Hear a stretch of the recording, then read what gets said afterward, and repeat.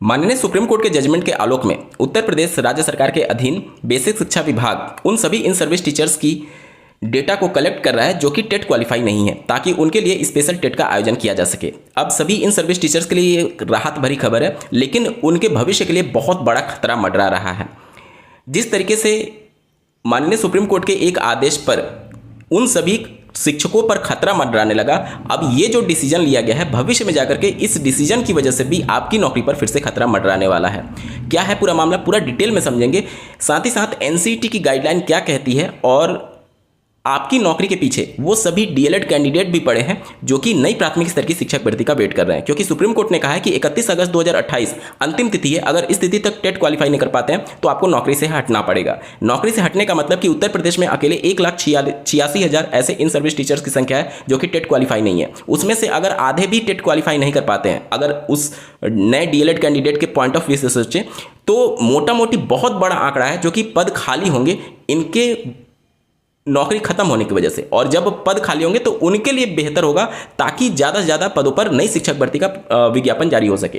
तो आपकी नौकरी के लिए बहुत लोग पीछे पड़े हैं। आपको ही समझना होगा कि ये जो विभागीय टेट कराने की बात चल रही है, स्पेशल टेट कराने की बात चल रही है, उसका ग्राउंड क्या है और क्या ये कहीं पर भी टिक पाएगा कानूनी पेच में। क्योंकि ये तो तय है कि जब पंजाब एंड हरियाणा हाईकोर्ट में मामला गया हुआ है, तो ये उत्तर प्रदेश और अन्य राज्यों में, जहाँ पर जैसे मध्य प्रदेश हो गया, तेलंगाना हो गया और भी 2-3 स्टेट में ये विभागीय टेट कराया जा रहा है, वो सब में ये कानूनी पेच फंसेगा। तो आज समय रहते सतर्क होना बेहद जरूरी है, अगर आप इन सर्विस टीचर्स हैं या फिर नई प्राथमिक स्तर की शिक्षक भर्ती का वेट कर रहे हैं। साथ ही साथ मैं यहाँ पर यह भी बता दूं कि ऐसे शिक्षा मित्रों के द्वारा भी शासन के पास ज्ञापन देकर के मांग की गई है कि स्पेशल टेट में उनको भी सम्मिलित किया जाए, क्योंकि यहाँ पर बहुत सारे शिक्षा मित्र जो हैं वो टेट क्वालिफाई नहीं किए हुए हैं, तो उनकी भी मांग है कि हमें भी इसमें शामिल किया जाए। और अगर नहीं किया जाता है तो वो भी कोर्ट चले जाएंगे। तो इन सब के बीच में क्या कानूनी पेच फंस रहा है, इन सब पर डिटेल में चर्चा करने जा रहे हैं। बहुत इंपॉर्टेंट वीडियो होगा, अंत तक जुड़े रहिएगा। नमस्कार दोस्तों, मेरा नाम है नीरज, आप देख रहे हैं कैरियर बिट यूट्यूब चैनल। अगर आप इस चैनल पर पहली बार विजिट कर रहे हैं तो इसको सब्सक्राइब करते हुए बेल आइकन को प्रेस करना ना भूलें। एनसीईटी की स्पष्ट गाइडलाइन ये कहती है कि स्पेशल टेट या फिर विभागीय टेट जैसा कोई भी कानून नहीं है। प्रमोशन में जब माननीय कोर्ट के माध्यम से टेट लागू किया गया तो प्रमोशन में भी टेट वही नॉर्मल वाला अपर प्राइमरी वाला टेट होता है, या फिर प्राइमरी में अगर प्रिंसिपल पोस्ट पर भी प्रमोशन होता है तो वही नॉर्मल वाला जो सभी कैंडिडेट देते हैं वही वाला टेट क्वालिफाई करना पड़ता है। विभागीय टेट के संदर्भ में एनसीईटी की कोई भी गाइडलाइन नहीं है। वर्ष 2011 में जब टेट के संबंध में गाइडलाइन जारी की गई थी तो इसमें क्लियर एनसीईटी ने कहा था कि इसका जो पेपर का पैटर्न होगा वो कुछ इस तरीके से होगा। 150 प्रश्न पूछे जाएंगे, जिसमें 2 लैंग्वेज के ऑप्शन होंगे, हिंदी इंग्लिश, उर्दू संस्कृत। इनमें से 2 लैंग्वेज आपको चुनना होगा, मतलब हिंदी तो सबके लिए कंपलसरी है, बाकी 3 में से 1 लैंग्वेज आपको चुनना होता है। इसके अलावा मैथमेटिक्स कंपलसरी है, इन्वायरमेंट स्टडी कंपलसरी है और child and development and pedagogy compulsory है। तो यहाँ पर ये कंपलसरी है कि इसी पैटर्न में पेपर होगा। अब 2013-14 में उत्तर प्रदेश राज्य सरकार के द्वारा भाषा पात्रता परीक्षा का आयोजन किया गया। जैसे आप आज के डेट में नॉर्मल यूपी टेट देखते हैं, उस समय लैंग्वेज से संबंधित शिक्षकों की हायरिंग के लिए वहां पर टेट का आयोजन किया गया, जिसको कोर्ट में चैलेंज कर दिया गया। और उस समय हाईकोर्ट ने यह कहा कि ये एनसीईटी की गाइडलाइन के अगेंस्ट है, आप एनसीईटी की गाइडलाइन के अगेंस्ट जाकर के टेट नहीं करा सकते। उस समय राज्य सरकार ने हाईकोर्ट में अपनी गलती स्वीकार की और माफ़ी मांगा कि जो चीज़ हो चुका है, क्योंकि उसकी वजह से बहुत सारे शिक्षकों की नियुक्ति हो चुकी थी जिनकी नौकरी पर खतरा था। तो माननीय कोर्ट ने कहा कि अब भविष्य में इस प्रकार की कोई भी गलती नहीं होनी चाहिए, और राज्य सरकार ने उसको स्वीकारा भी था कि भविष्य में इस तरीके की चीज़ें नहीं होंगी। अब वही गलती फिर से राज्य सरकार दोहराने जा रही है कि विभागीय टेट करा करके। क्या विभागीय टेट के संदर्भ में जब एनसीईटी की कोई प्रॉपर गाइडलाइन है ही नहीं तो ये टेट संभव कैसे है? दूसरा सवाल, शिक्षा मित्रों को इसमें राज्य सरकार शामिल नहीं कर रही है। अब शिक्षा मित्रों को अगर शामिल नहीं किया जा रहा है तो ये सीधे तौर पर आर्टिकल 14 और 16 का उल्लंघन होगा। आर्टिकल 14 ये कहता है कि कानून के समक्ष सभी समान होंगे, और 16 ये कहता है कि किसी भी नियोक्ता के लिए जितने भी कैंडिडेट हैं उनको एक नज़र से देखा जाएगा। अगर इन सर्विस टीचर्स की बात हो रही है, ध्यान से सुनिएगा, अगर इन सर्विस टीचर्स की बात हो रही है तो उसी तरीके के शिक्षक शिक्षा मित्र भी हैं जो कि टेट क्वालिफाई नहीं है। तो अगर एक को मौका मिल रहा है और दूसरे को मौका नहीं मिल रहा है तो ये सीधे आर्टिकल 16 का उल्लंघन होगा, क्योंकि नियोक्ता के सामने सभी जो एम्प्लॉय हैं वो एक समान देखे जाने चाहिए। तो ये सीधे तौर पर सुप्रीम कोर्ट में या फिर हाई कोर्ट में अगर ये मामला जाता है तो ये इस विभागीय टेट के लिए बहुत बड़ी चुनौती हो जाएगी। तीसरा, इस विभागीय टेट के अगेंस्ट में वो कैंडिडेट भी हैं जो कि नई शिक्षक भर्ती का वेट कर रहे हैं, क्योंकि उन्हें भी पता है और जो विभागीय टेट में सम्मिलित होने वाले इन सर्विस टीचर हैं उन्हें भी पता है कि अगर 31 अगस्त 2028 तक टेट क्वालिफाई नहीं करते हैं तो इन शिक्षकों की नौकरी जाएगी 100%, ये तय है सुप्रीम कोर्ट के जजमेंट के हिसाब से। अब 1,86,000 में से अगर आधे भी शिक्षक या फिर 20-25% भी मान लें कि वो टेट नहीं क्वालिफाई कर पाते हैं तो एक बहुत बड़ा नंबर आता है, जो कि पद खाली हो सकते हैं, और जब पद खाली होंगे तो जाहिर सी बात है नई शिक्षक भर्ती करना पड़ेगा।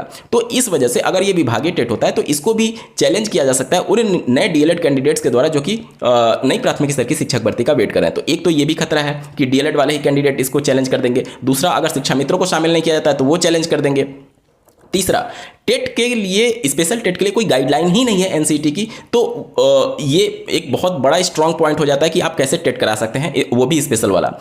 इसके पहले उत्तर प्रदेश में ऑलरेडी इस फटकार लग चुकी है शासन को। इस प्रकार का टेट हुआ था, भाषा टेट, जो कि 2013-14 में हुआ था, जिस पर राज्य सरकार ने कहा था कि हम भविष्य में इस प्रकार की गलती नहीं करेंगे, और वही गलती फिर से दोहराई जाने जा रही है। तो इन सभी चीज़ों को देखते हुए विभागीय टेट के रास्ते बहुत ज़्यादा कठिन है।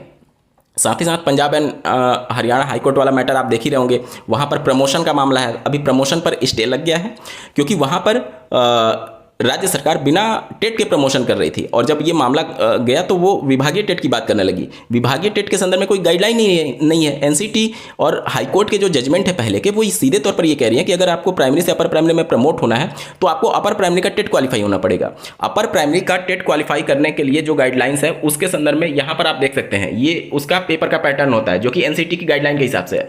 तो इसके अगेंस्ट में आप नहीं जा सकते। जैसे उत्तर प्रदेश में जो 2013-14 में भाषा वाला टेट हुआ था, आखिर हाईकोर्ट ने फटकार क्यों लगाई थी? क्योंकि वहां पर राज्य सरकार ने जो परीक्षा कराई थी उसमें निबंधात्मक प्रश्न पूछ लिए थे, निबंध वाले। क्या वो गाइडलाइन के अगेंस्ट नहीं है? बिल्कुल है, इसी वजह से वहां पर फटकार लगाई गई थी। तो आप तो पहली बात कि इस गाइडलाइन के अगेंस्ट में पेपर नहीं करा सकते, मतलब कि जो सिलेबस है वो सिलेबस यही रखना पड़ेगा आपको, और पेपर का पैटर्न भी यही रखना पड़ेगा। अब सवाल ये आता है कि जब सिलेबस ये रखना है, पेपर का पैटर्न ये रखना है, तो अलग से टेट कराने की नौबत क्यों आ रही है? जब सब कुछ सिलेबस वही होगा, गाइडलाइन वही है, पेपर का पैटर्न वही होगा, तो फिर अलग से टेट कराने की जरूरत क्या है? इसका सीधे सा सवाल यह है कि विभागीय टेट केवल इन सर्विस टीचर्स के लिए कराने का मतलब कि उनके पेपर का डिफिकल्टी लेवल कम कर देना या फिर उनके लिए क्वालिफाइंग मार्क्स कम कर देना। अब एनसीईटी की गाइडलाइन ये कहती है कि टेट में जो क्वालिफाइंग मार्क्स होगा वो 60% होगा, ठीक है। अब बिहार में अगर आप देखें, जो सक्षमता परीक्षा हुआ वहाँ के नियोजित शिक्षकों के लिए, वहाँ पर उसको क्वालिफाइंग मार्क्स 40% कर दिया गया। अब वो जो सक्षमता परीक्षा वाला मैटर है उसको माननीय सुप्रीम कोर्ट के जजमेंट के बाद से नहीं माना जा रहा है, मतलब कि वो सभी शिक्षक को भी टेट वहां पर देना अनिवार्य कर दिया गया। वहां पर राज्य स्तरीय टेट जो है वो बंद कर दिया गया, सीटेट को वहां पर अलाउ किया गया। तो वो सभी जितने भी नियोजित शिक्षक हैं उनको भी सीटेट अब पास करना अनिवार्य हो गया है, नहीं तो उनकी भी नौकरी खतरे में है। तो विभागीय टेट का कोई भविष्य ही नहीं है, दूर दूर तक नहीं है। बिहार में भी हुआ था इस तरीके की चीजें, उनको सीटेट पास करने की नौबत आ गई है। तो इस तरीके के विभागीय टेट का विरोध इन सर्विस टीचर्स को खुद करना चाहिए सामने से आकर के, क्योंकि आपने देखा कि 2017 में जब केंद्र सरकार ने आरटी एक्ट में संशोधन किया और उसके आधार पर आपकी नौकरी पर खतरा मंडराने लगा, तो क्या यह संभव नहीं है कि जो विभागीय टेट कराया जा रहा है जो कि ना तो एनसीटी की गाइडलाइन के फेवर में है, ना तो पेपर पैटर्न उसके फेवर में होगा, ना तो सिलेबस उसके पैटर्न में होगा, और सबसे बड़ा सवाल, अगर सब कुछ उसके फेवर में होगा तो फिर अलग से टेट कराने की जरूरत क्या है? माननीय सुप्रीम कोर्ट का जजमेंट फिर से मैं आपको याद दिला दूं, सुप्रीम कोर्ट ने साफ तौर पर कहा था कि यहां पर नौकरी बचाना इंपॉर्टेंट नहीं है, बल्कि बच्चों के क्वालिटी एजुकेशन जो कि 21A में डिफाइन किया गया है वो यहां पर इंपॉर्टेंट है। अगर पेपर का लेवल डिफिकल्ट के जगह पर आसान बनाया गया, ध्यान से सुनिएगा, पेपर का लेवल अगर आसान बनाया गया तो सीधे सा मतलब यह है कि आप क्वालिटी एजुकेशन से खिलवाड़ कर रहे हैं।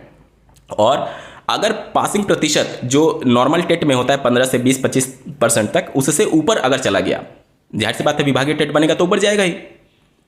तो उस कंडीशन में भी सवाल उठेंगे कि आपने सभी गाइडलाइंस का फॉलो नहीं किया हुआ है।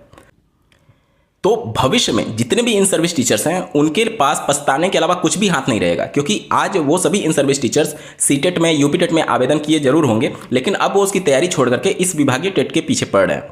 भविष्य में जाकर के ये विभागीय टेट 100% तय है कि चैलेंज होना ही है, ना तो अगर या तो शिक्षा मित्र को शामिल नहीं किया गया तो वो चैलेंज कर देंगे, नहीं तो डीएलएड वाले कर देंगे, और अगर नहीं होता है तो निश्चित तौर पर भविष्य में जाकर के खुद ही इस पे सवाल उठ जाएगा। अभी पंजाब एंड हरियाणा वाला कोर्ट आप देख ही रहे हैं, ठीक है। तो जितने भी इन सर्विस टीचर्स हैं खुद को सभी को इसका विरोध करना चाहिए और राज्य सरकार से ये मांग करनी चाहिए कि विभागीय टेट का कोई भविष्य नहीं है। पहले भी इस प्रकार की फटकार लग चुकी है पैटर्न के अलावा अलग तरीके से एग्जाम कराने के लिए, और अब इस तरीके की चीज़ें गलत ही दोहराने की कोई भी ज़रूरत है ही नहीं। बल्कि राज्य सरकार से ये मांग करनी चाहिए कि जितना भी समय बचा हुआ है, क्योंकि 2028 में 31 अगस्त तक का समय बचा हुआ है, जून खत्म हो गया, मतलब कि मोटा मोटी हमारे पास 2 साल का समय है। इन 2 साल में ज़्यादा से ज़्यादा आपको मौके मिले टेट पास करने के लिए, ये आपके फेवरेबल कंडीशन है। अब एक बार जुलाई में होने जा रहा है, उसके बाद से अगर दिसंबर 2026 में पुनः अगर यूपी टेट हो जाए, उसके बाद से 2 बार 2027 में हो जाए और 1 बार 2028 में हो जाए, तो कम से कम आपको 5 बार मौका मिल सकता है और 5 बार में आप नो डाउट इतने मौके में आप पास हो ही जाएंगे।